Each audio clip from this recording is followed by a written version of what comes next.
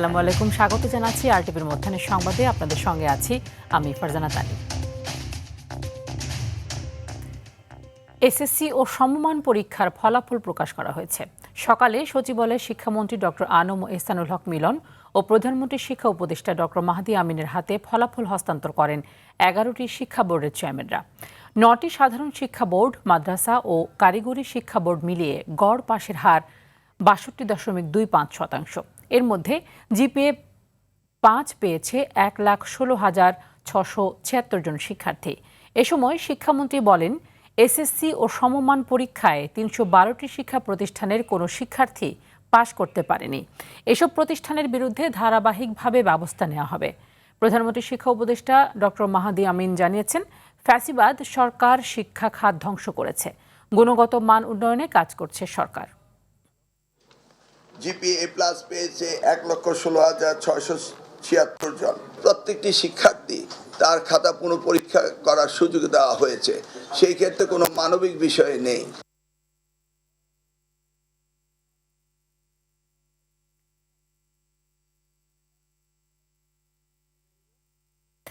এদিকে এসএসসি ও সমমান পরীক্ষার ফল প্রকাশের পর আনন্দ, উচ্ছ্বাস আর স্বস্তিতে ভাসছে রাজধানী সহ দেশের বিভিন্ন স্কুলের শিক্ষার্থীরা।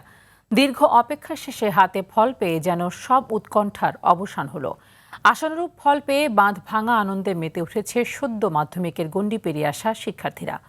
অর্জনের মুহূর্তটি সহপাঠীদের সাথে স্মরণীয় করে রাখতেই ছুটে এসেছে স্কুল প্রাঙ্গণে। কৃতজ্ঞতা জানান বাবা, মা আর শিক্ষকদের প্রতি। ভালো কলেজে ভর্তি হওয়ায় এখন তাদের সামনে বড় চ্যালেঞ্জ। সন্তানের সাফল্যে খুশি শিক্ষক আর অভিভাবকরাও। প্রত্যাশা অনুযায়ী আমি রেজাল্ট ভালো পেয়েছি। আর এর পেছনে আমাদের পরিবারের যেই পরিশ্রম ছিল, তার সাথে শিক্ষকদের অনেক অবদান ছিল। ভবিষ্যতে নিজেকে অবশ্যই একটা ভালো ভার্সিটিতে দেখতে চাই, একটা পাবলিক ভার্সিটিতে দেখতে চাই। আলহামদুলিল্লাহ, অনেক ভালো ফিল দিচ্ছে, যেটা আশা করেছি। অনেক কষ্ট করেছে মেয়ে, অনেক সাধনায় মেয়ে ভালো রেজাল্ট করছে। দর্শক, এই মুহূর্তে ভিকারুন্নেসা নুন স্কুল অ্যান্ড কলেজে রয়েছেন সহকর্মী সাদিয়া কানিজ, সরাসরি যুক্ত হচ্ছে সেখানে। সাদিয়া, ভিকারুন্নেসা নুন স্কুল অ্যান্ড কলেজের মতো শিক্ষা প্রতিষ্ঠানগুলোর ফলাফল প্রত্যেক বছরই খুব ভালো হয় আমরা দেখি। এবছরও নিশ্চয়ই ভালো ফলাফল করেছে এই শিক্ষা প্রতিষ্ঠানটি। এই ফলাফল প্রকাশের পর আসলে শিক্ষার্থী এবং অভিভাবকদের মধ্যে প্রতিক্রিয়া কেমন দেখছেন?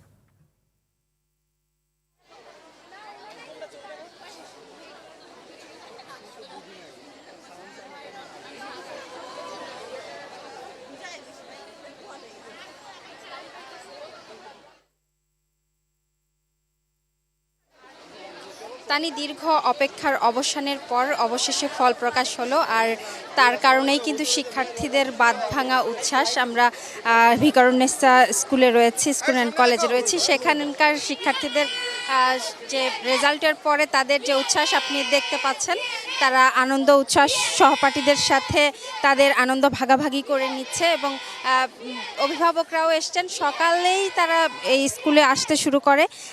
যেহেতু SMS-এর মাধ্যমে এবং শিক্ষা প্রতিষ্ঠান থেকে শিক্ষা বোর্ডের মাধ্যমে তারা ফল সংগ্রহ করতে পেরেছে, তারপরও তাদের সহপাঠীদের সঙ্গে আনন্দ ভাগাভাগি করার জন্যই কিন্তু শিক্ষা প্রতিষ্ঠানে এসেছে। এবং আপনাকে একটি বিষয় জানিয়ে রাখি যে এবার কিন্তু 3 সপ্তাহ পরে ফল প্রকাশ হলো, আরও 3 সপ্তাহ আগে হওয়ার কথা ছিল। তারপরও সব কিছু মিলিয়ে শিক্ষার্থীরা আনন্দিত, তাদের অভিভাবকরা আনন্দিত। এই যে দীর্ঘ একটা অপেক্ষা এবং অনেক এফোর্ট দিয়েছে, তাদের অভিভাবকরা বলছিলেন যে সন্তানরা যেমন এফোর্ট দিয়েছে রেজাল্টের জন্য, অভিভাবকদেরও নির্ঘুম রাত কেটেছে। তো সব মিলিয়ে তাদের সন্তানরা ভালো ফল করায় তারা আনন্দিত, এমনটি জানাচ্ছেন। এখন তাদের অপেক্ষা আসলে ভালো শিক্ষা প্রতিষ্ঠানে, ভালো কলেজে ভর্তি হওয়া এবং ভবিষ্যৎ গড়া, সেই প্রত্যাশার কথাগুলোই কিন্তু শিক্ষার্থীরা জানাচ্ছিলেন। এবং যারা প্রত্যাশিত ফল পাননি, অর্থাৎ যারা জিপিএ 5 পাননি বা আরও ভালো রেজাল্ট করতে পারেননি, তারা কিছুটা মন খারাপ করেছে। তারাও আমাদেরকে জানাচ্ছিলেন যে আরও ভালো করার কথা ছিল কিন্তু করতে পারেননি। তো এবার সার্বিকভাবে সার্বিকভাবে যদি একটু বলতে যাই যে এবার রেজাল্ট কিন্তু এসএসসির রেজাল্ট কিছুটা কমে এসেছে, সেই ক্ষেত্রে কিন্তু কিছুটা উদ্বিগ্নতা কাজ করছে সবার মধ্যে। তো তানি ভিকারুন্নেসা স্কুল থেকে এই ছিল আমার কাছে সর্বশেষ। সাদিয়া, যুক্ত থাকুন আমাদের সাথে। আমি এখন চলে যেতে চাই রাজশাহীতে, সেখান থেকে আমাদের সাথে সরাসরি যুক্ত হচ্ছেন সহকর্মী মুস্তাফিজ রকি। রকি, আমরা দেখেছি বিগত বছরগুলোর তুলনায় এবার পাশের হার কিংবা জিপিএ 5-এর হার বেশ কম। একটু জানাবেন যে সেই তুলনায় আসলে রাজশাহী বিভাগের যে পাশের হার সেটি কেমন, কি বলছেন সংশ্লিষ্টরা?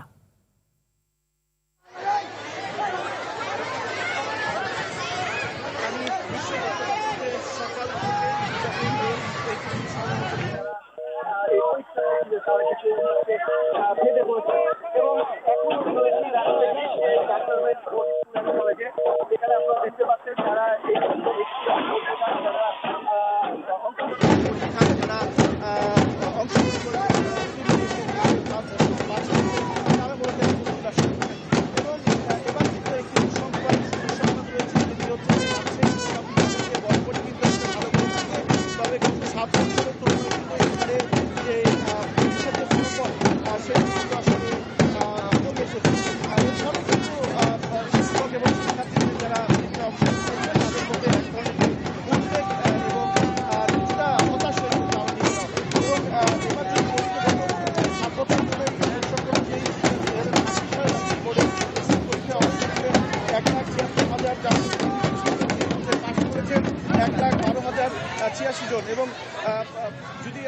রকি, আপনার মাধ্যমে আমরা দেখতে পেলাম রাজশাহীতে যে স্কুলে আপনি রয়েছেন তাদের যে ফলাফল, সেই ফলাফলের আনন্দ, সেই আনন্দ উচ্ছ্বাসের অংশবিশেষ দেখছিলাম আপনার মাধ্যমে। আমরা এখন একটু চলে যেতে চাই ময়মনসিংহে, সেখান থেকে এই ফলাফলের বিষয়ে আরও খবর জানাতে যুক্ত হচ্ছেন আমাদের সহকর্মী বিপ্লব বসাক।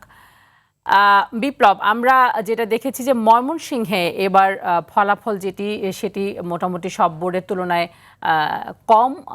এই ব্যাপারে আসলে কি বলছেন সংশ্লিষ্টরা এবং পাশের হার সবচেয়ে কম হওয়ার কারণ হিসেবে তারা কি বলছেন?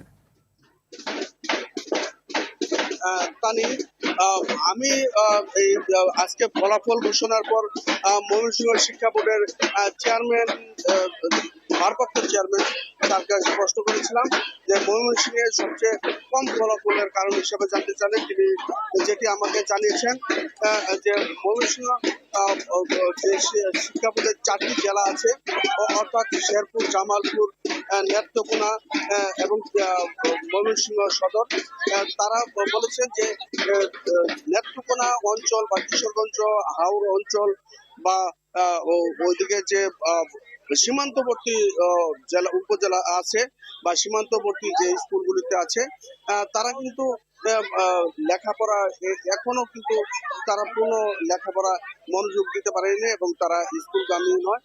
সেই জন্যই কিন্তু ময়মনসিংহ শিক্ষা বোর্ডে এবার পাশের হার কমেছে এবং সেটি তিনি আমাকে আর যেটি জানিয়েছেন যে আগে যেমন প্রতিটি শিক্ষা প্রতিষ্ঠানের ছাত্ররা পরীক্ষা না দিয়ে রেজাল্ট ভালো করার সুযোগ পেত, এবার কিন্তু তা হয়নি। এবার পরীক্ষাগুলি খুব কড়াকড়ি ভাবে চলেছে এবং এতে কিন্তু তারা পরীক্ষা দিয়েছে। সেজন্যই কিন্তু এবার পরীক্ষা ময়মনসিংহে ফলাফল কম হয়েছে। তবে ময়মনসিংহে গতবারও কিন্তু 58.22% ফলাফল ছিল, এবার কিন্তু তার চেয়েও কম, অর্থাৎ 57.39%। এবং এই মাধ্যমিক শিক্ষা বোর্ডে 1,05,028 জন পরীক্ষার্থী অংশ নিয়েছিল এবং সেখান থেকে 60,274 জন কৃতকার্য হয়েছে এবং এর মধ্যে কিন্তু 5,700 জন শিক্ষার্থী কিন্তু জিপিএ 5 পেয়েছে। আমি এই মুহূর্তে যে স্কুলের সামনে দাঁড়িয়ে আছি, এটা ময়মনসিংহ নগরীর প্রাণকেন্দ্র এবং সবচেয়ে ভালো স্কুল সীতামঢ়ী সরকারি উচ্চ বিদ্যালয়, বালিকা উচ্চ বিদ্যালয়। সেখানে কিন্তু 298 জন শিক্ষার্থী পরীক্ষা দিয়েছিল এবং সকলে কিন্তু কৃতকার্য হয়েছে, অর্থাৎ পাস করেছে এবং 237 জন জন শিক্ষার্থী কিন্তু এখানে জিতে পাঠিয়েছে, তার জন্য কিন্তু তারা আনন্দ উল্লাস করছেন। এবং আমি আরেকটি তথ্য দিতে চাই, ময়মনসিংহ শিক্ষা বোর্ডে কিন্তু 10টি শিক্ষা প্রতিষ্ঠান সম্পূর্ণ কৃতকার্য হয়েছে। ধন্যবাদ আপনাদেরকে। সৌদি আরবে সোফা তৈরির কারখানায় অগ্নিকাণ্ডে 17 বাংলাদেশি নিহতের ঘটনায় সৌদি আরবে অবস্থিত বাংলাদেশ দূতাবাসের মাধ্যমে দুর্ঘটনাস্থল ও স্থানীয় কর্তৃপক্ষের সঙ্গে সার্বক্ষণিক যোগাযোগ রাখা হচ্ছে। নিহত প্রবাসী ভাইদের মরদেহ দ্রুত দেশে ফিরিয়ে আনা এবং তাদের পরিবারের জন্য প্রয়োজনীয় সব ধরনের সহায়তা ও ক্ষতিপূরণ নিশ্চিতে সংশ্লিষ্ট কর্মকর্তাদের নির্দেশ দেওয়া হয়েছে।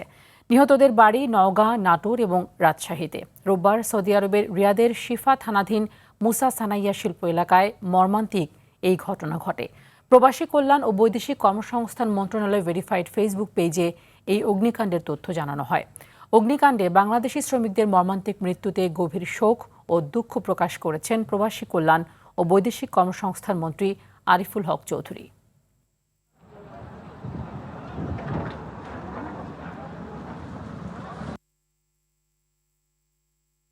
এদিকে সৌদি আরবের রিয়াদে সোফা তৈরির কারখানায় অগ্নিকাণ্ডে নিহত হওয়া 17 বাংলাদেশির পরিবারে নেমে এসেছে শোকের ছায়া। পরিবারের সচ্ছলতা ফেরাতেই পাড়িয়ে জমিয়েছিলেন বিদেশের মাটিতে। দেশের অর্থনীতিতে প্রভাব রাখা রেমিটেন্স যোদ্ধাদের মৃত্যুতে দেশ জুড়েও বিরাজ করছে শোকের আবহ। এদিকে সৌদি আরবে অবস্থিত বাংলাদেশ দূতাবাসের মাধ্যমে দুর্ঘটনাস্থল ও স্থানীয় কর্তৃপক্ষের সঙ্গে সার্বক্ষণিক যোগাযোগ রাখা হচ্ছে। নিহত প্রবাসীদের মরদেহ দ্রুত দেশে ফিরিয়ে আনা এবং তাদের পরিবারের জন্য প্রয়োজনীয় সব ধরনের সরকারি সহায়তার নির্দেশ দেওয়া হয়েছে বলে জানান প্রবাসী কল্যাণ মন্ত্রী।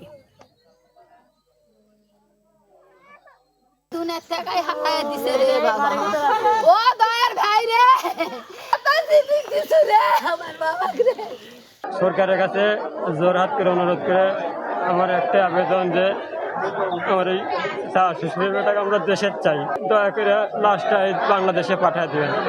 সরকারের কাছে একটাই আবেদন। দর্শক, নিহত 17 বাংলাদেশের মধ্যে 13 জনের বাড়ি নওগাঁর আত্রাই উপজেলায়। সেখান থেকে সরাসরি যুক্ত হচ্ছেন আমাদের সহকর্মী আরিফুল হক। আরিফ, আমরা সর্বশেষ যে তথ্য জানি সেই অনুযায়ী নিহত 13 জনের বাড়ি নওগাঁর আত্রাই উপজেলায়। সেখানে এখন কি অবস্থা চলছে? শোকস্তব্ধ পরিবারের কারোর সাথে কথা বলতে পেরেছেন কিনা?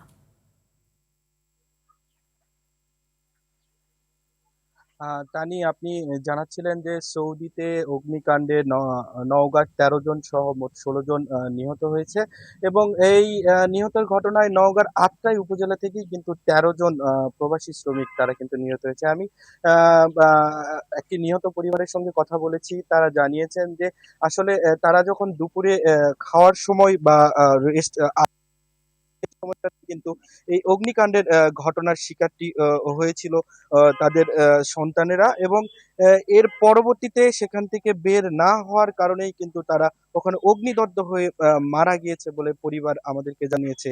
আপনাকে জানিয়ে রাখি, ইতিমধ্যে আমি জেলা প্রশাসকের সাথে কথা বলেছি, তিনি জানিয়েছেন দ্রুত বৈদেশিক কর্মসংস্থান মন্ত্রণালয় থেকে তাদের মরদেহ দ্রুত ফিরিয়ে আনার, সরকারি খরচে দ্রুত ফিরিয়ে আনার ব্যবস্থা গ্রহণ করা হচ্ছে প্রশাসনের পক্ষ থেকে। এছাড়াও সরকারি নিয়মে তাদের যে অনুদান সেটি কিন্তু জেলা প্রশাসনের পক্ষ থেকে ইতিমধ্যে কিন্তু করা হবে বলে জেলা প্রশাসক সাইফুল ইসলাম তিনি কিন্তু আমাদেরকে জানিয়েছেন। আপনাকে জানিয়ে রাখি, এই আটটাই উপজেলার বিশা ইউনিয়ন থেকে 4 জন এবং কালিকারপুর ইউনিয়ন থেকে 4 জন কিন্তু প্রায় পাশাপাশি গ্রামেরই সকলে কিন্তু নিহত হয়েছেন এবং বাকি এই যে 6 জন রয়েছেন তারা কিন্তু বাকি যে 5 জন রয়েছেন তারা কিন্তু আত্রাই বিভিন্ন এলাকার লোক। এছাড়াও আপনাকে জানিয়ে রাখি, এই পরিবারগুলোর কিন্তু যে আয়ের সোর্স ছিল, এই সোর্সটি কিন্তু এই এই প্রবাসী শ্রমিকরা ছিল যারা নিহত হয়েছেন এবং এর ফলে কিন্তু তাদের যে আর্থিক যে সমস্যা সেটি কিন্তু তাদের পড়তে হবে বলে জানিয়েছেন। তো তানি, এই কালিকাপুর থেকে আমার কাছে সর্বশেষ। ধন্যবাদ আপনাকে। রাজধানীর মগবাজারের ওয়্যারলেস গেটে কন্টেনারবাহী ট্রেলারের ধাক্কায় 2 জন নিহত হয়েছেন, আহত হয়েছেন আরও কয়েকজন। রোববার রাত 11টার পর এই দুর্ঘটনা ঘটে বলে জানিয়েছেন প্রত্যক্ষদর্শীরা।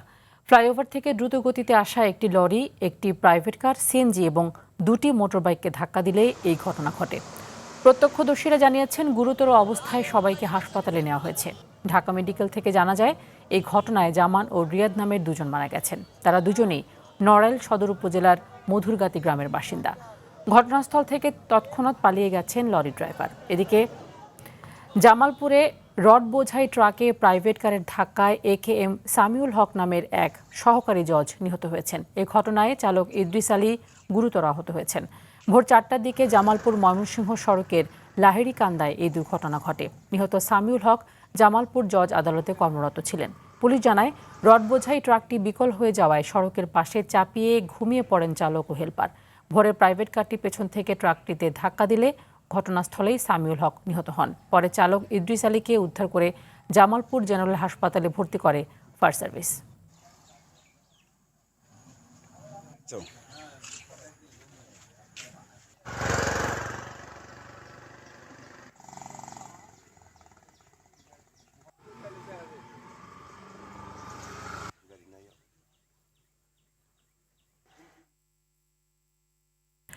জুলাই গণঅভ্যুত্থানে আন্দোলনকারীদের উপর হামলার সংবাদ প্রচার করা টেলিভিশন বন্ধে তথ্য প্রতিমন্ত্রী আরাফাতকে নির্দেশ দিয়েছিলেন ওবায়দুল কাদের।